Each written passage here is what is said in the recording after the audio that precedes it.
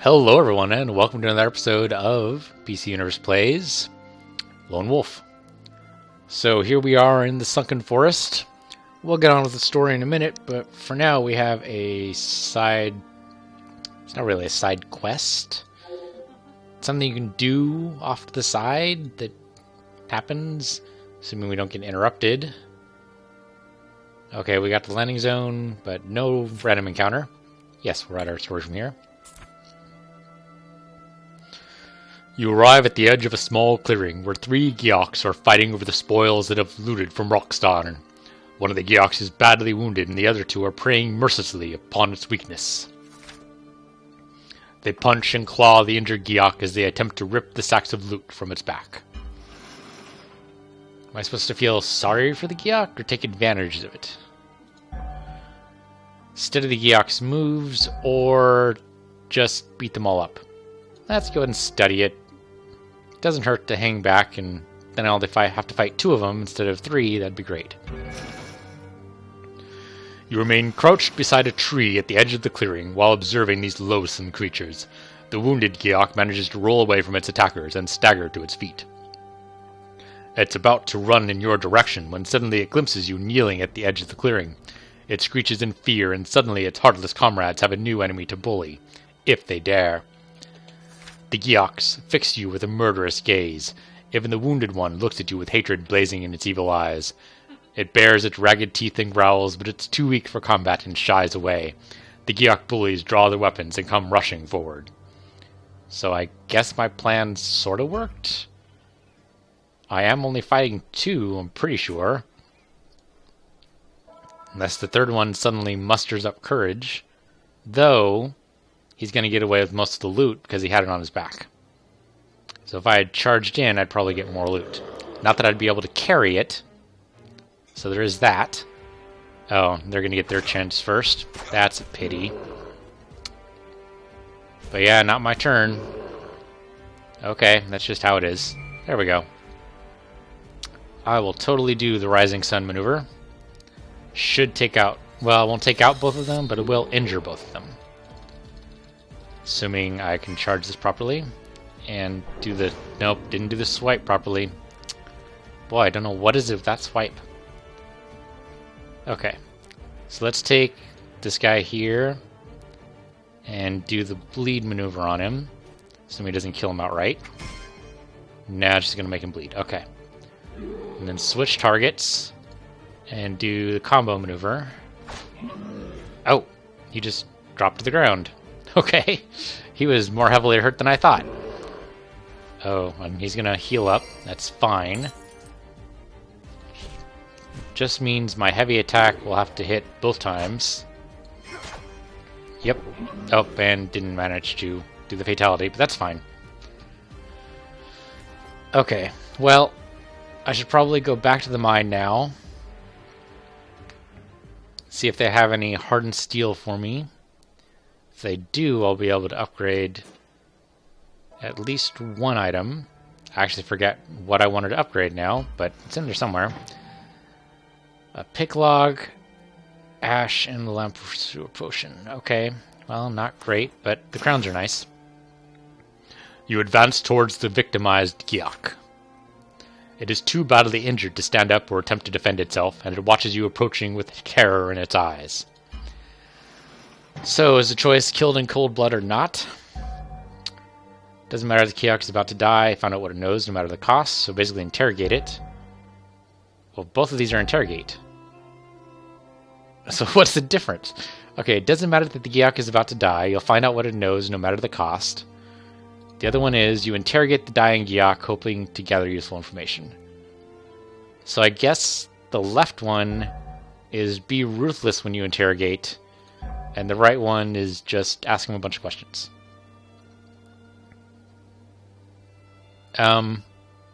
He's already frightened. I guess we could just interrogate somewhat kind of nicely. There is no need for you to restrain the creature. The Geok bullies have inflicted severe wounds to the creature and is barely able to move. You draw your weapon and hold it menacingly close to the Geok's throat. The creature trembles, is convinced that its life is about to end. Where are you from, you demand. How did you enter the forest? The Giok is petrified of you and can barely speak. I am from Fortress Fatang, it says, spitting out the words through its blood-flecked fangs. I marched through the passages and tunnels of the old ruined temple to enter the fallen forest. These are the last words the creature utters. Its heart stops beating, and its eyes roll back into their sockets as it gasps its last breath. You step away from the lifeless body and sheath your weapon. Strewn around the clearing are several items of loot that were discarded by the Giok's treacherous companions. One of them catches your eye. It is a small wooden chest with an iron lock plate. You decide to attempt to pick the lock that keeps the lid of this wooden chest securely closed. I have decided no such thing. Because you're about to give me the decision of whether or not to pick it or bash it. Let's actually try to do the weapon skill. I don't think we've done that before. Okay, it takes Kai to do it. And no skill check. You manage to open the chest. As you put the contents in your backpack, you think about the lives of the people who once owned these possessions. You vow to honor their sacrifice in your fight against their killers. So I'm not going to be able to take the signet with me. So I think I already have one, really. Yeah, it's the same stuff. So unless I want two of them for some dumb reason. I guess I could sell it. I can't take all anyway, right? Yeah, can't take all. So I can go over here and see if there's anything that I want to drop, but I don't think there is. I should probably just sell this ring. Let me go back to the mine. Is there anything else I want to drop here? Or use? What's my health like? Or endurance, for that matter. So endurance is low. Health is only 500 down. Which I know sounds like a lot, but really that's only like one strike. Oh, you know what? I have a pouch here that I'm just not going to be able to use, so why don't we just throw that away? Could sell it, but I'd probably get more out of selling other stuff. Anything else here? There's regular leather, which I think I actually need. I think I need regular leather to upgrade one of my things. None of these really stack well with each other, do they? Well, no, that's a different kind of healing potion. Yeah, the stuff that stacks is already stacked. The knives only go up to 10, I think. And I think the lockpicks only go up to 10. Well, they might go up to higher than that, but I don't have any more, so it doesn't matter. So yeah, next time I should totally sell the sword and the signet ring. I can pick up one more thing. And that, I think, is going to be the King's Leather. Because that sounds like that'll be useful. Yeah, and upgrade weapons, armors, and bags. Yep. And we'll just have to leave the signet ring there. So discard the rest of it, I guess. Yep. Sad to say.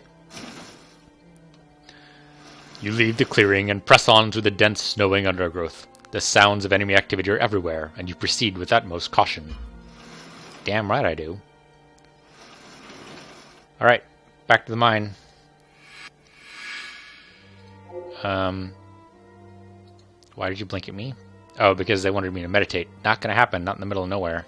Oh, speaking of, looks like we ran into a patrol. It's bound to happen sooner or later. Random encounters are, well, you know, randomly encountered. So what do we got? Nope, looks like he was snuck up on. 3 guys. Well, that's just mean. They're going to attack first? Of course they are. Well, it didn't knock me down. I appreciate that at least. If I can get some Kai power, that'd be great. Let's do 6 cents. Because then I'll be able to counter. Yeah. And I have the endurance to pull it off, so it won't be stealing from health to do it. And everybody will attack. There we go. Thank you. And then number 3 guy over here. There we go. And thank you. Okay. Though it did take a lot of my Kai power, so I'm going to drink a potion. Yes, that'll restore my Kai. And then I'm going to do the Rising Sun, which should hurt all of them. And I think we'll take out the two guys on the side. It won't take out the middle guy. And I'm going to screw this up. No, I didn't, actually. What do you know? Yes, and it took out the two guys on the sides. Awesome. So then I should be able to pay him back for the blow he gave me. And get a little bit of Kai back. Oh, all of my Kai back. Nice. Alright. That was actually a worthwhile encounter. If they have some hardened steel, it'll be even more worthwhile. So, what loot do they have? Because he always stops to loot, regardless of the fact that the animation shows him walking dramatically away. It's like he walks dramatically away and goes, "That's right! They probably have stuff!" So he looks, and what do we see? We see stuff. So we see superior leather, which we'll take, and the crossbow bolts, which we'll take, which I'm probably just going to have to sell. Yeah, I don't care, just take them. The oak, however, we don't have room for. I'd like to be able to take it, but don't have enough stave. Okay. Then we'll just have to discard it. Hopefully he took the crowns. I think that's just automatic, right? It makes sense. Okay, so I should be at the mines now. I want to talk to the merchant, please. Because I have stuff to sell. So, I would like to sell this extra sword that I'm doing nothing with. Yeah, go away.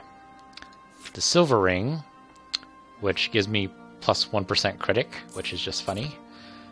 Let's see. Don't think... Well, yeah, I should probably sell the crossbow bolts because I'm not using them. I want to sell all 15, please. I thought I had other crossbow bolts. Yes, the superior ones. There we go. So I'll sell all 4 of those. Thank you. And okay, that's the stuff I'm equipped, so I don't want to sell any of that. So, I would like to upgrade my stuff, please. Like the leather armor. So I have all the superior leather and steel I need, so I do need one more hardened steel. Do you have any hardened steel, please? You have a bunch of stuff. The Journey's leather pouch I actually might pick up. Tunnel sweeper, nice. I'm just hoping it was enough time for them to... Yes, refresh our inventory. There we go. I just need one of those. I will take that, thank you, and then I will level up my armor. Yes, I do. I definitely want to do that. Nice. So that is... It looks like it's fully leveled up. Oh no, the current level is 2.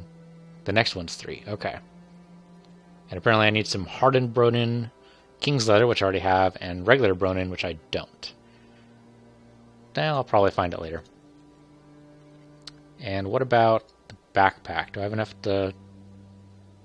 I don't. It requires finest leather, superior leather, and leather. So I have the 1 leather, but I need 2 more. Wasn't there a stock... Yeah, there's a stash here I can do. So I want to put the leather in the stash, because I'm not really going to use it, unless it's here. Oh, and I already have leather in the stash. That's funny. Do they not stack? They just replace each other. That's not helpful. Okay, well, I'm not going to use the wood except here, so I'll do that too. And the steel... The steel stacks, but the leather doesn't. Oh, because that's a different kind of leather.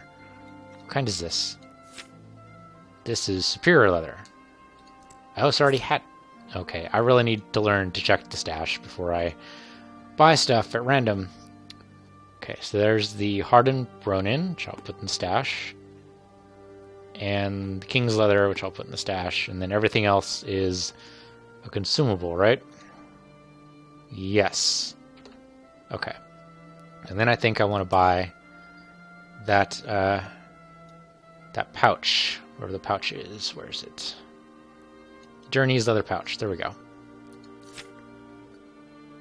Which is 134, which I definitely have. So I have 0, it says. Oh, I have 0 pouches. Yes, I have 0 Journey's leather pouches. I would like to get one of them, please.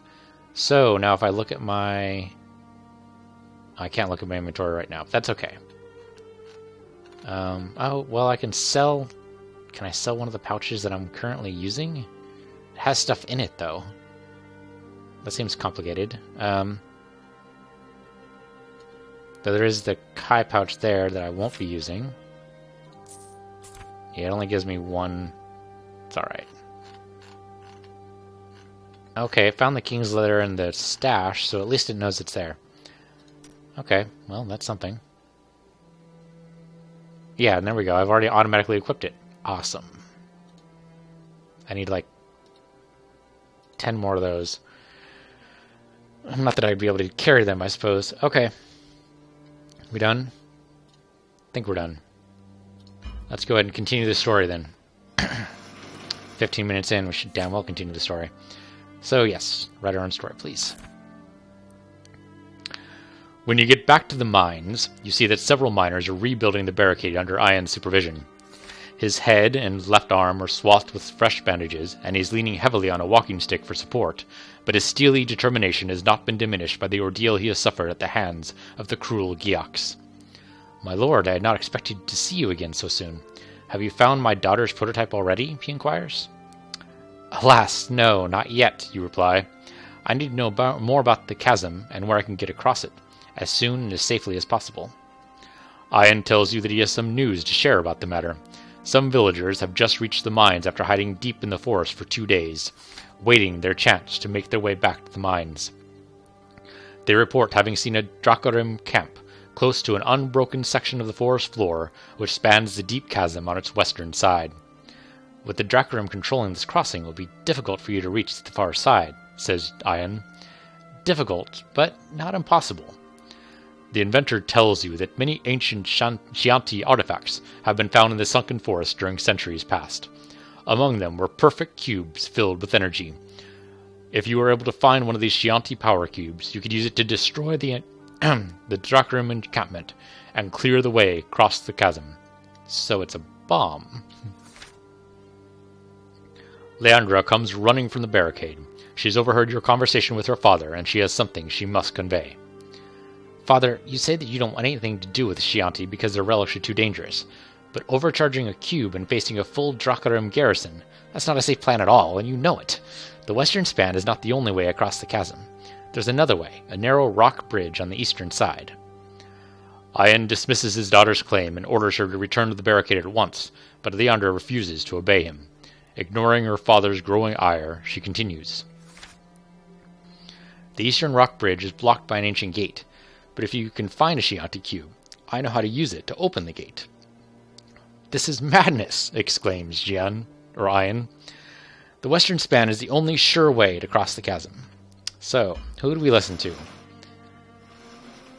The upstart or the old man? So, talk to Leandra, or just shut up both of you. You both required a Chianti power cube. Just tell me where I can find one. How about just shut up both of you? I'll decide later. How's that?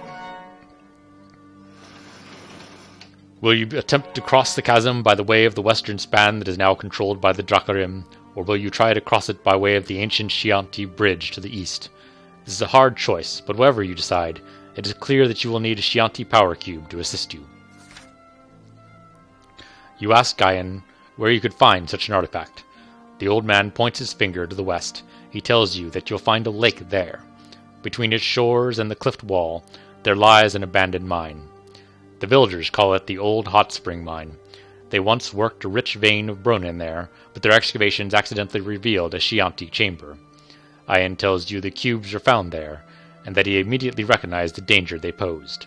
This is why the mine was sealed and abandoned, but now your chances of success depend on these relics. Before Ian can give you more precise directions, Leandra intervenes. "You're going to get a power cube to open the gate, aren't you?" But when you hesitate to answer, the girl grows quickly impatient. "Well, I'm not going to wait all night for you to decide," she says brusquely. "I'm going to the bridge now. I'll be waiting for you there. Whether you choose to show up or not, that's your decision. I wonder if you're actually capable of making the right choice or not." So she's going to run off, unescorted. Well, she's proven she's decent at crossing the woods by herself, so chances of her getting captured and killed are moderate to slim, I guess. And with these harsh words ringing in your ears, Leandra storms off. In uneasy silence, you and her father watch as she disappears into the trees, regardless of the danger that awaits her there. Assuming her waiting near the gate isn't going to get her killed, should be fine. She'll be the death of me yet, sighs Ian wearily. With Leandra gone, Ian's anger turns to remorse. He regrets having lost his temper with her and prays that she will not fall into the hands of the enemy, as he did. Believing that you have decided to attempt to cross the chasm by the western span, Ian gives you some useful information about the Chianti power cubes. The cubes are very unstable and dangerous to handle. They generate a strong discharge of enemy energy when they are activated, but they are not physically destroyed in the process. Before you go, Ian reaches into the leather satchel he has slung around his chest, and he removes a folded bag made of shimmering silver material. This coralinium bag will keep a cube safe until the time comes for it to be used, he says, placing the bag in the palm of your hand. You thank him and stow the coralinium bag in your backpack. The time has now come for you to leave the mines and make an attempt to reach the chasm. The way you choose to get across the far side of the chasm is a decision you still have to make. So, where are we going? All the frickin' way over there. Oh, and there's another feature that I totally missed, because I didn't scroll the map over far enough. Yep, that's a question mark, alright. So, question mark first and then Lakeshore, I think is probably the way to do that. And there's probably going to be a random encounter between here and there, because that's a long distance to go without running into a patrol. Okay, forest clearing. Then there's the tree, and then... Hey, what do you know? We actually got there without any random encounters. Luck of the draw. You enter a clearing where the ragged remnants of a small tented encampment lie strewn across the frosty, uneven ground. Among the torn debris, you count half a dozen lifeless bodies, all human. There appears to be only one survivor, and you recognize him immediately. It is Mirak Galad, the outlaw leader who you released from a prison cell below the sheriff's office in Roxdorn. Okay, so here's where my decisions come to bite me in the ass, but we'll see. Mirak is gathering the frozen corpses of his companions and placing them alongside the edge of a small pit. He hears you approaching, and swiftly he draws a long-bladed knife from his belt. But as soon as he recognizes you, he sheaths the knife and beckons you towards the pit. The wild enthusiasm you had seen in him when he escaped the gaol has now evaporated. It was utterly destroyed when he found the bodies of his murdered companions. They put up a desperate fight, yet the sight that befalls you now is grim. It reminds you of the ultimate price paid by the innocent villagers of Roxdorn, and you vowed to avenge their needless deaths. Boy, vowing just left, right, and center, isn't he? You help Mirak to place the corpses into the pit, and as you carry out this grisly duty, he tells you what has happened to him since you freed him from the jail cell. He was able to avoid the enemy raiders in Roxdorn and escape the village. His immediate concern was to put as much distance between himself and the Giaks. He found a narrow trail that descended the cliff and decided to try his luck. When he describes the steep cliff trail, you realize that it must be the same way that was used by the Dungrag wolves you observed from the elevator. Why the heck couldn't I have gone that way? A lot better than repairing the elevator. The descent slow and perilous. It took Mirak many hours to make his way back safely to this encampment where, to his horror, he discovered that a deadly enemy attack had caught his men off guard. Half of his outlaw band was killed in combat, and the remainder fled into the surrounding trees. He has since been able to find and rally them in the forest, less than a mile from their ruined camp. They are waiting there now for him to return and tell them if the coast is clear. It is decidedly not clear. Mirak can barely contain the anger that is welling up inside him. As soon as the last body is laid to rest, he vows to take his revenge on the enemy that slaughtered his companions. Okay, so it's just a cultural thing that everyone vows left, right, and center. Okay. He thanks you for your help, and then he turns away from the pit. Fueled by a burning hatred of the enemy, he sets off to fetch the few survivors of his brotherhood who are waiting for him in the forest. He vows to return to help you fight and destroy the murdering Giaks and their evil masters. As you search the camp, you notice a patch of snow-sprinkled ground that is unusually springy. It sags a little under your weight as you walk across it. A shovel lies nearby, and you use it to scrape away surface snow, revealing several flat planks of wood laid over a pit. The pit contains a cache of various provisions. The enemy would find such loot highly desirable. It is only a matter of time before another war party comes this way to search the ruined encampment. You can hear many footfalls echoing through the surrounding trees, and you know it is only a matter of minutes before they arrive. With this imminent threat foremost in your mind, you check your weapons and equipment and steel yourself for their appearance. You are determined not to be caught off guard, as were Mirok's companions. So what's the decision here? Decision is... an outlaw's dog has survived. Help it resorting to the discipline of healing. Get ready to engage the enemy with a ranged attack. Look for cover, or something to do with animals we can't do. So, outlaw's dog has survived. Sure, let's go ahead and help it. We can always pick up the loot later, but the dog might actually help us, or might run away. It's hard to tell. You hear the yelping of a wounded dog. Drawn by the plaintive cries, you scour the forest and glimpse it running through the trees. It is a Torinese hunting hound, and it is pining for its dead master, who is one of the outlaws of the Brotherhood. It is bleeding from wounds to its shoulders and back. You summon your powers and project them at the injured hound to ease the pain of its wounds. Its strength and vigor return, and so too does its courage and tenacity. It turns about and leaps at the throat of a Giak that has been chasing hot on its heels. It deals the Giak a nasty wound before hurling itself bravely at another Giak that emerges from the trees nearby with its sword drawn. It savages the creature's face before the Giak deals it a swift and fatal blow. Well, that was... gee, thanks. Just saved the dog so it could die horribly before my eyes. Alright. The two Giaks are left bloodied by the hunting dog's tenacious attack, but they are only the first of several enemy troops that are now closing in among the ruined encampment. Well, okay, I guess we fight the remnant. And if we can pull off some of our Kai attacks, that'd be great.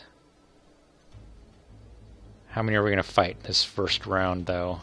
If it's just Giaks, I'm not going to worry too much about any of the tunnel clearers. Yep, 3 at first.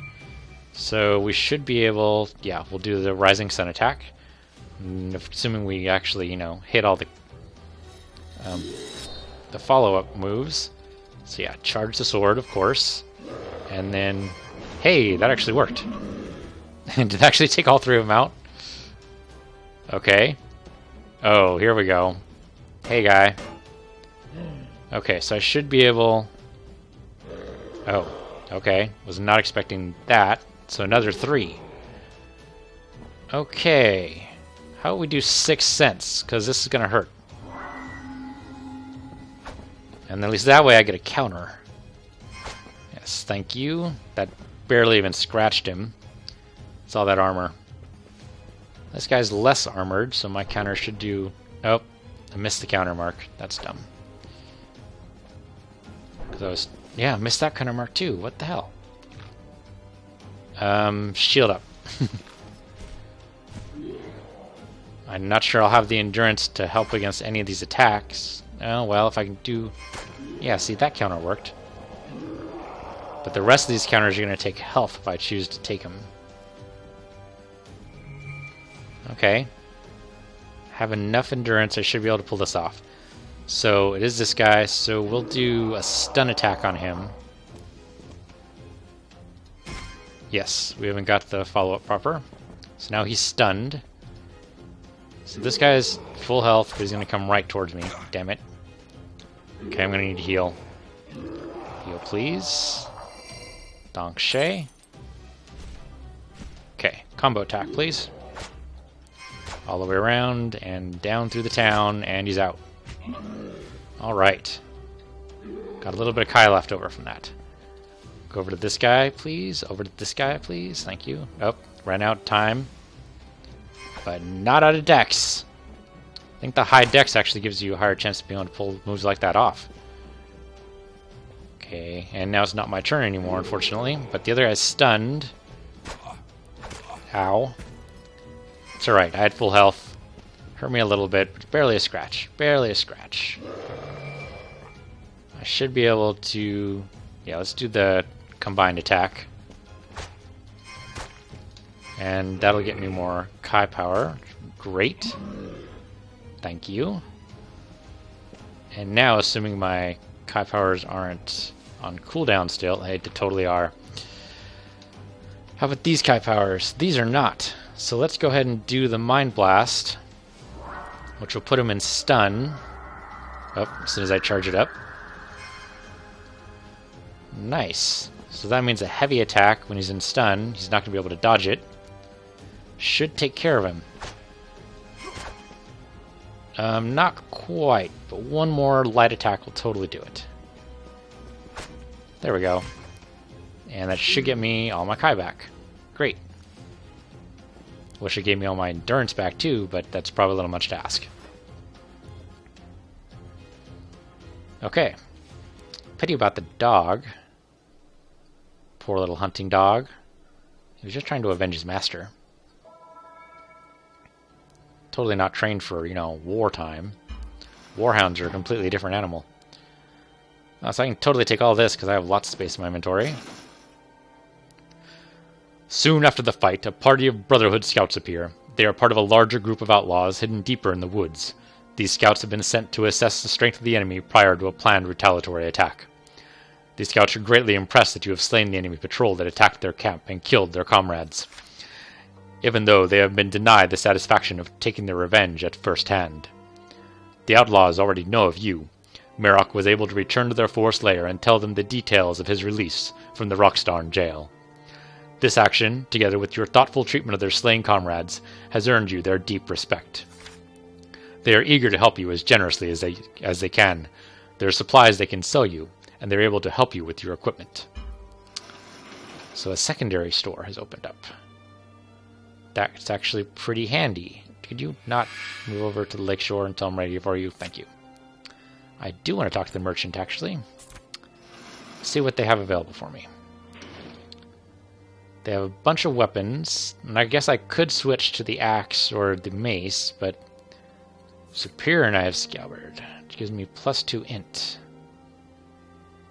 Actually sounds really useful. I will totally buy that. And another Journey's leather pouch. So that's 8. What does the Kai satchel get me? 12. Well, I'm probably going to buy that instead then, aren't I? Or the full grain leather satchel, which is 16. I have no shortage of money right now. I should probably spend that on upgrading my stuff, but kinda want to have more room for stuff. So there's King's Leather, which I definitely need. Hardened Bronin and Bronin, which I also need. Could just spend all my money is really what I could do here. What the heck, right? No sense hoarding all this stuff. So I will totally take this satchel.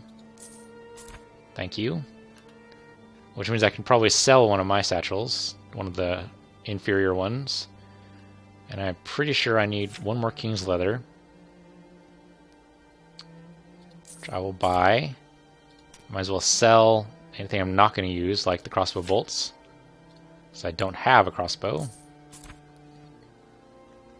And what else am I going to sell here? These elixirs are a nice idea, but they can only be used in combat. I'm tempted to sell them too. Let's go ahead and do that. All of them. Especially with that huge cooldown. Oh, the cooldown's timed. Huh. But everything's kind of on a timer, really, so isn't it just as effective to say this would take you 2 turns? Seems kind of weird.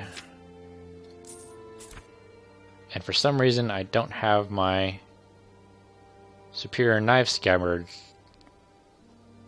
equipped. Seems odd. Oh, those are the things I just sold. I don't want to get them back. Okay. Alright, and that just gives me a whole bunch of stuff. So what can I upgrade here? Or a whole bunch of gold. So my knife scabbard. I have 1 leather out of 3. I'd like 3. Do you guys have any leather? Regular leather? No, you don't. Well, ain't that just a kick in the pants? Alright. Can't do that. How about the backpack? I require finest leather 3 and one more superior leather, and then I can upgrade my backpack. But I should probably upgrade like my sword over my backpack. That would make more sense. In which case I need one more leather, which I don't have. I have everything else but the leather. So we should just... we should definitely repair the sword, because it's down to half its strength. How about the shield? It did say that bleed move I like. Well, it said it reduces shield durability. Maybe it just meant the enemy's durability. And I don't have enough to upgrade the shield either, because it needs more leather. How about the mail armor? Requires Bronin. Huh. So if I get I need 3 Bronin and 2 hardened Bronin, and then I can upgrade my armor. Let's do that. So hardened Bronin is here. I just need one of those, I think. And then 3, not 4, just 3. 3 regular Bronin. That should do it, right? And upgrade my armor again. Oh, no, I do need one more hardened Bronin. Okay. Hopefully that wasn't all they had. No, okay, there we go. One more, thank you. And that'll upgrade my armor. Yes, I can totally do that. Definitely. It'll take all my gold, or just about all of it, but totally worth it. Because now my armor is completely leveled up. Plus 350 Kai, plus 250 endurance. Very nice. Can I sell anything else? I could sell a lot of things. I'm not gonna, though. Should put away anything that's not a consumable, though. Oh, that's totally different. I'm gonna run out of room in my stash, unfortunately. So I'd like to be able to use my scabbard. Oh, maybe it's only for superior knives, and I don't have any superior knives. I have regular knives. So all in all, a poor purchase. That's a pity. Well, that's alright. We'll figure out a way to use that later. Okay, that's all the non-consumable stuff I have. So I guess that means we move on to the Lakeshore next episode. Thank you guys for watching. This has been Lone Wolf. I've been Piece of the Universe. You're a Piece of the Universe too. I'll see you guys next time.